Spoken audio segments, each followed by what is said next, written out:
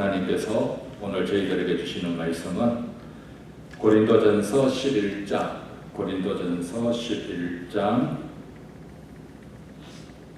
23절에서 29절 말씀입니다. 고린도전서 11장 23절에서 29절 말씀 제가 받들어 봉독해 드리겠습니다.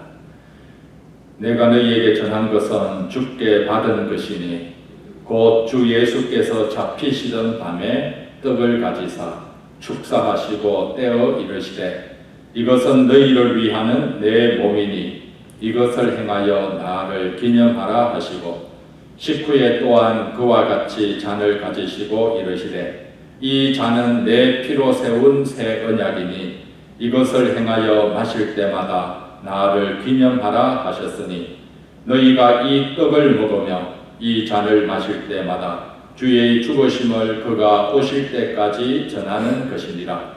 그러므로 누구든지 주의 떡이나 잔을 합당하지 않게 먹고 마시는 자는 주의 몸과 피에 대하여 죄를 짓는 것이니라.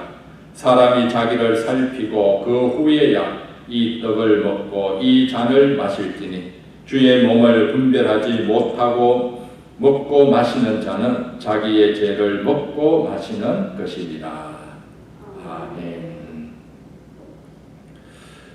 오늘은 세계 성만찬 주일입니다. 월드 커뮤니언 선데이라고 해서 여러분들 세계 성만찬 주일 처음 들어보시는 분도 있을 것입니다. 성탄절이나 부활주일, 삼위일체주일은 많이 들어보았지만은 세계 성만찬주일 거의 못 들어보았을 것입니다.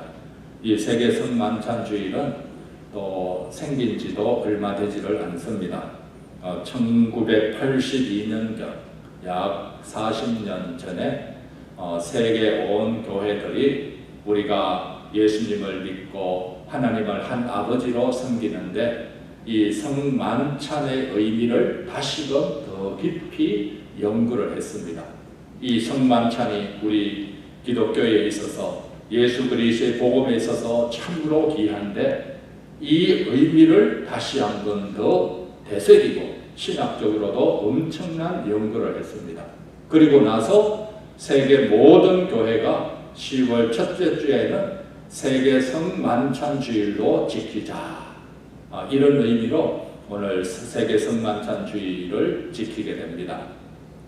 그래서 10월 첫째 주에는 모든 교회가 성만찬을 행하면서 예수 그리스도 중심으로 예수 그리스도의 떡과 생명의 잔을 나누면서 한 교회, 하나의 공동체 되는 것을 확인하는 주일로 지키자 이런 의미입니다.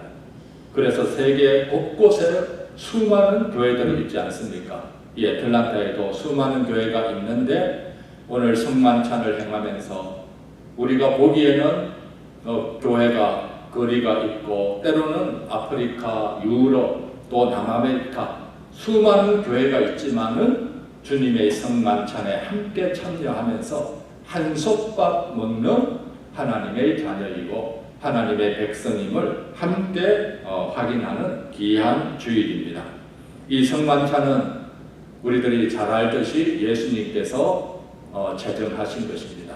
예수님이 십자가에서 돌아가시기 전날 제자들과 함께 유월절 식사를 하시면서 이 성만찬을 제정을 하였고 초대교회 때도 매주 이 성만찬을 행했습니다. 그런데 요즘 우리들은 한 몇 번 정도 합니까? 우리들은 어릴 때 저는 1년에 한 번이나 2번 정도 기억이 되고요. 또 때때로 어떤 교회에서는 4번, 또 어떤 교회에서는 매달에 한 번 정도 하기도 합니다. 종교개혁자 칼빈은 적어도 한 달에 한 번은 해야 된다 이렇게 얘기를 했습니다. 그런데 그 당시에 가톨릭이 엄청난 부패와 타락으로 인해서 성만찬까지 좀 욕을 얻어먹게 되었습니다. 그래서 성만찬을 매주 하기보다는 1년에 한 4번 정도 이렇게 줄어들었는데 그러나 가장 성경적이고 초대교회적인 것은 예배 드릴 때마다 성만찬 이 예식을 하는 겁니다. 예배 드릴 때마다 설교는 보이지 않는 말씀이고 성만찬은 눈에 보이는 말씀인 겁니다. 먼저 보이지 않는 하나님의 말씀을 듣고 예수님을 마음에 모시고 그 다음에는 이 성만찬 눈에 보이는 떡과 눈에 보이는 음료를 우리들이 믿음으로 먹으면서 예수 그리스도와 함께하고 또 예수 그리스도께서 우리를 이끄시고 또 예수님이 우리의 영혼을 양육하고 성장시키시고 돌보신다는 것을 확인을 하는 겁니다. 오늘 이 성만찬 주일에서 가장 중요한 것, 성찬의 횟수도 중요하지만 더 중요한 것은 이 성만찬의 의미입니다. 성만찬의 의미. 29절에 보면은 주의 몸을 분별하지 못하고 먹고 마시는 자는 자기의 죄를 먹고 마시는 것이니라. 이 성만찬에 임할 때 가장 중요한 것은 이 성만찬의 의미. 왜 예수님이 이 성만찬을 제정을 했고 왜 초대교회 때는 그 핍박 속에서도 이 성만찬을 행했느냐. 그 로마 카타콤에 가보면은 그 지하 세계에서도 그 지하 무덤 속에서도 성만찬을 행했습니다. 성만찬 행하는 자리가 있고 그리고 떡과 포도주를 놓는 자리도 만들어 놓았습니다. 그만큼 성만찬이 귀한데 이 성만찬의 의미가 무엇인가 우리들이 꼭 기억하면은 이 성만찬을 분별 있게 우리들이 이 잔에 참여해서 성만찬의 큰 은혜와 그리고 능력을 우리들이 경험하게 되는 줄 믿습니다. 이 성만찬 첫 번째로 의미는 성만찬은 예수 그리스도의 십자가 사역을 기억하고 되새기고 기념하는 것입니다. 예수님이 언제 십자가에서 돌아가셨나요? 2000년 전이죠.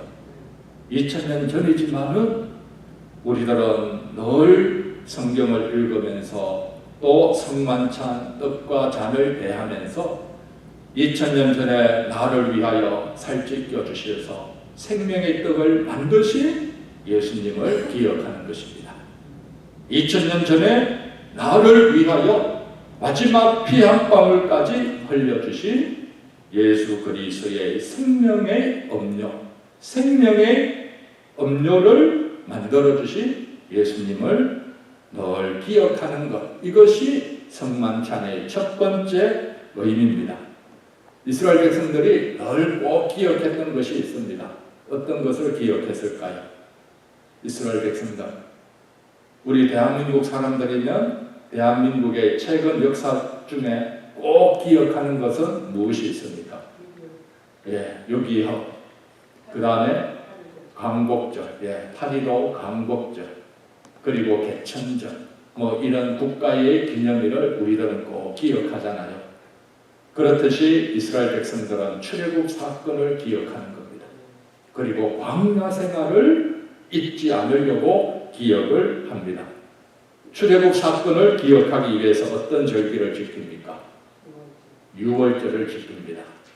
그리고 광야 생활을 기억하기 위해서 어떤 절기를 지킵니까? 광야 생활, 초막절을 지킵니다. 초막절은 아마 지금 초막절 절기쯤 됩니다. 우리나라 추석하고 유대인들의 초막절하고 시기가 비슷합니다. 초막절이 되면은 유대인들은 아주 큰 저택에 살더라도 자기 마당 정원에 천막을 칩니다. 천막을 쳐서 여러 종려나무나 이런 가지로 장식을 하고 거기서 토라를 읽습니다. 성경책을 읽고 거기서 토라를 묵상하고 심지어는 거기서 잡니다. 얼마나 불편합니까? 안방에 평안한 침대가 있더라도 그걸 멀리하고 불편한 초막 안에서 잠을 자면서 이 광야 생활 속에서도 과거에 우리 하나님이 지켜주시고 이끌어주시고 일용할 양식을 먹여주셔서 보호해 주셨다. 그날을 잊지를 않고 기억하는 겁니다. 과거를 기억함으로 현재에도 하나님이 우리를 이끌어 주신다. 이걸 감사하는 시간, 그리고 하나님을 더 묵상하고 하나님을 기억하는 시간을 가집니다. 저도 이제 어느 날 그 성만찬, 주로 교회에서는 집례를 하지만은 밖에 나가면은 집례하는 분이 있고 참여하게 되기도 합니다. 그러면서 성만찬에 참여하면서 빵을 찍어서 가지고 왔습니다. 가지고 와서 앉아서 묵상을 했습니다. 묵상하면서 회개의 기도를 먼저 했습니다. 왜냐하면 주님의 성찬에 임하는데 때로는 너무 반복적으로 하니까 그냥 형식적으로는 되는 저의 모습이 때로는 보이기도 했습니다. 또 주님의 만찬에 참여할 때 주님의 십자가의 사건이 더 생생하게 마음에 와닿고 기억이 나야 되는데 요즘은 그런 생생함이 사라지지는 않았는가, 그러면서 저를 되돌아보았습니다. 제가 초등학교 때 교회에 다닐 때 그때는 성탄절쯤 되면은 TV에 예수님에 대한 영화나 또 드라마, 또 사도 바울에 대한 이런 드라마를 해주었습니다. 그러면 그걸 보면서 가슴이 뛰는 시간이 많았습니다. 그런데 신앙생활 오래 하면서 또 심지어 목회하면서 예수 그리스도의 십자가를 생각할 때 가슴이 뛰지를 않는 겁니다. 생생하게 느껴왔던 예전의 감격이 사라지지는 않았는지 되돌아보았습니다. 되돌아보면서 이런 기도를 했습니다. 주님, 주님의 뜻과 주님의 잔에 참여하는데 2000년 전 예수 그리스도의 십자가 사건을 더 생생하게 기억하기를 원합니다.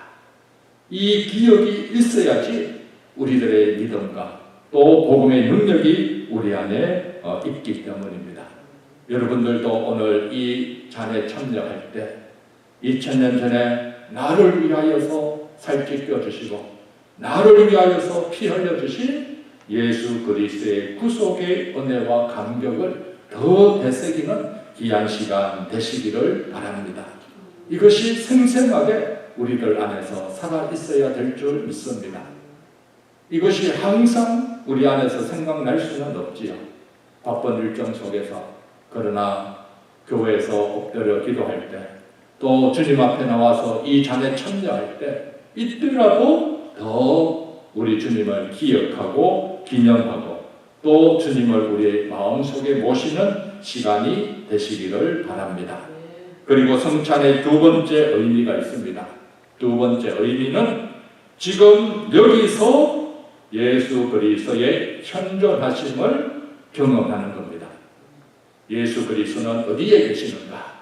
지금 여기에 예수님이 함께하고 있다. 예수님은 과거에 십자가에서 돌아가시고 그리고 죽고 끝나는 분 아니라 다시 부활하셔서 하나님 보좌 우편에 계시고 지금은 우리와 함께하고 있다. 이 주님을 지금 여기서 주님의 현존하심을 우리들이 경험하는 겁니다. 그래서 예수님은 과거의 예수님이 아닙니다. 히브리서 13장 8절에 예수 그리스도는 어제나 오늘이나 영원토록 동일하시느니라. 그리고 예수님은 마태복음 28장 20절에 내가 너희에게 분부한 모든 것을 가르쳐 지키게 하라. 볼지어다 내가 세상 끝날까지 너희와 항상 함께 있으리라. 언제까지 함께 합니까? 영원토록 세상 끝날까지 너희와 항상 함께 하겠다. 신학자들이 고민이 됩니다. 예수님은 우리와 늘 함께 한다 약속을 했는데 이 말씀은 맞지요? 맞는데 예수님이 하나님 보좌 우편에도 계신다라고 하는데 어떻게 지금 우리와 함께 하느냐? 특별히 성만찬 떡과 포도주를 나눌 때 예수님이 어떻게 지금 여기서 함께 할까? 이 교단마다 좀 다릅니다. 가톨릭은 어떻게 주장을 할까요? 가톨릭은 떡과 잔을 들어 기도하면 이 빵하고 포도주스가 예수님의 살과 몸, 피로 변한다는 겁니다. 이게 화채설입니다. 신부가 들어서 기도하면 이 떡과 이 음료수가 예수님의 살로 보혈로 완전히 바뀌어진다. 이렇게 주장을 합니다. 우리 개혁교회는 이걸 받아들이지를 않습니다. 이건 너무나 미신적이기 때문입니다. 그래서 이제 루터는 떡과 이 포도주는 그대로 있다. 그런데 예수님의 몸이 함께하고 있다. 공존한다. 이렇게 주장을 합니다. 가톨릭보다는 약간 약하지요. 그래도 우리는 또 개혁교회는 이 공제설도 받아들이지를 않습니다. 그러니까 또 다른 신학자는 쩌빙글리는 빵과 떡은 그대로 빵과 떡이다. 아무리 신부가 목회자가 10번 100번 기도한다고 해도 그대로 있다. 다만 2000년 전에 예수님이 빵과 떡을 나누었던 것 우리는 기념하는 것이다.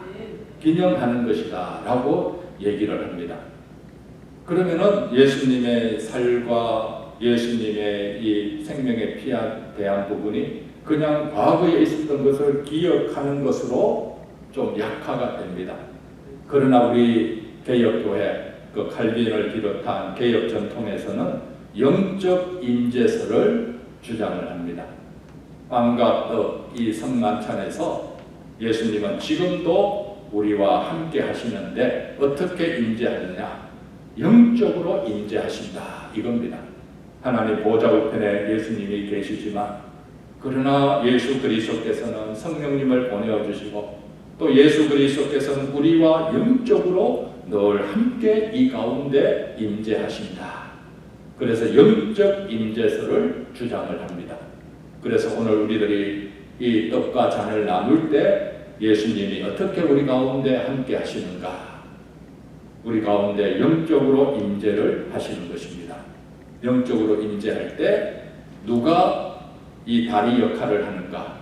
성령께서 이 다리 역할을 하시는 것입니다. 성령께서 오늘 여기에 있는 우리와 예수 그리스도를 연결시켜 주시는 것입니다.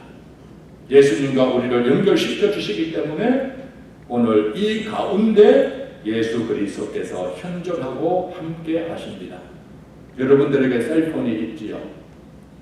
셀폰이 있는데 셀폰이 여러분들하고 같이 통화될 때 전파로 다 연결이 됩니다.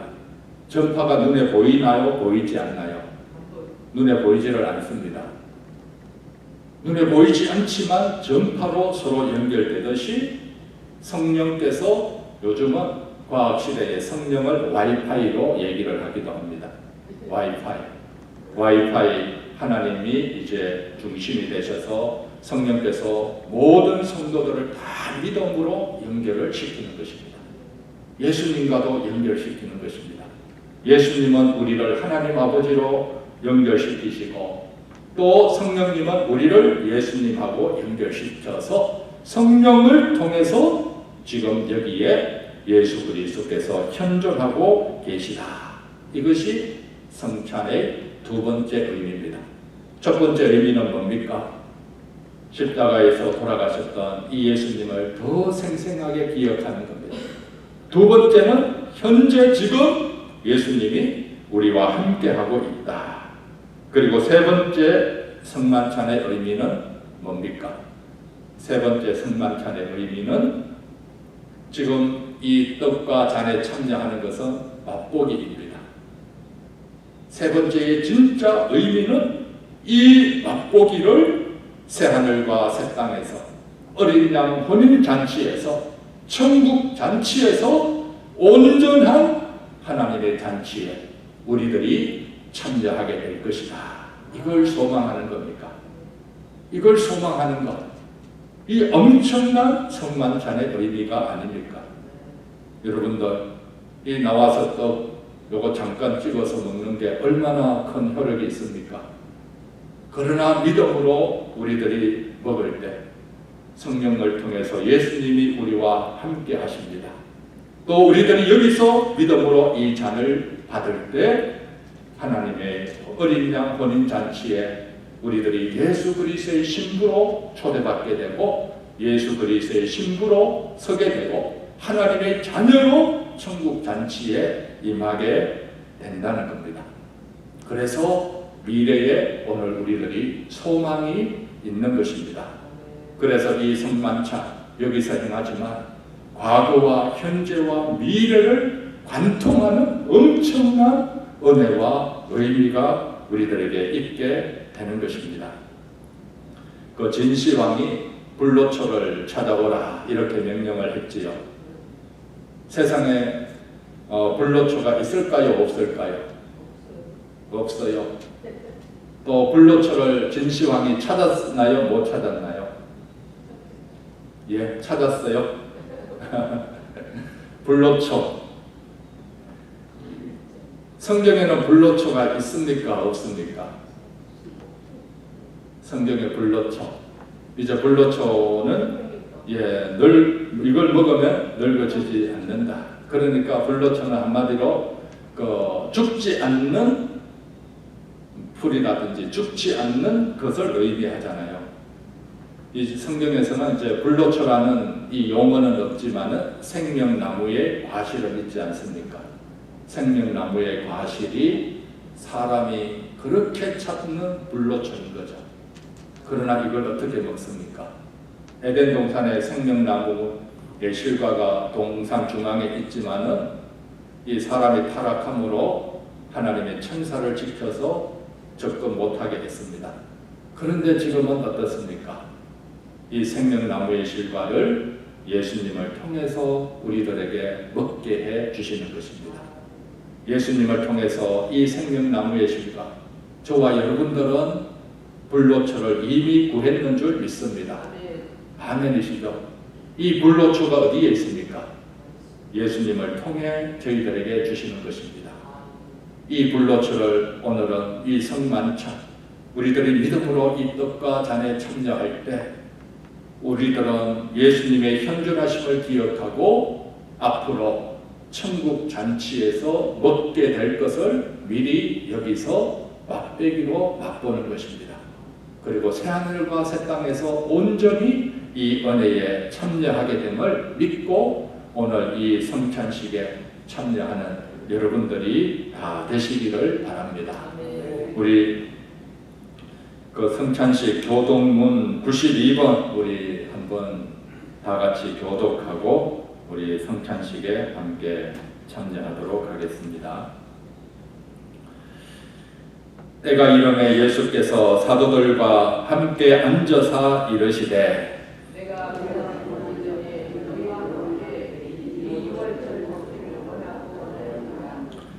내가 너희에게 이르노니 내가 이제부터 하나님의 나라가 임할 때까지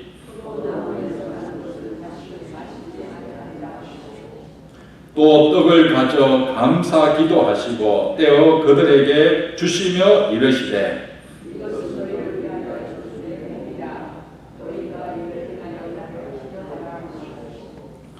저녁 먹은 후에 잔도 그와 같이 하여 이르시되 이 잔은 내 피로 세우는 새 언약이니 곧 너희를 위하여 붓는 것이라.